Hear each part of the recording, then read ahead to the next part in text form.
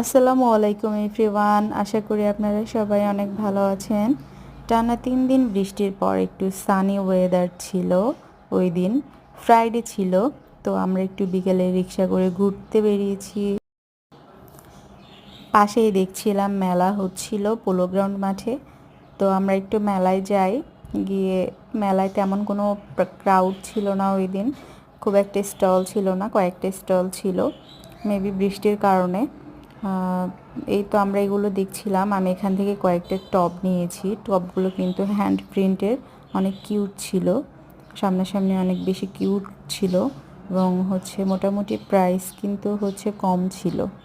আমি যেমন এই কিউট কিউট ফ্লাওয়ারগুলো, এগুলো কম প্রাইসেই ছিল, রিজনেবল প্রাইসেই ছিল, এগুলো আমি কয়েকটা নিয়ে নিয়েছি। তো এই তো আপনারা কিন্তু চাইলে আজকালকের মধ্যে যেতে পারেন। এখন ওয়েদার ভালো হয়েছে, এখন মেলা মেবি জাঁকজমক হচ্ছে।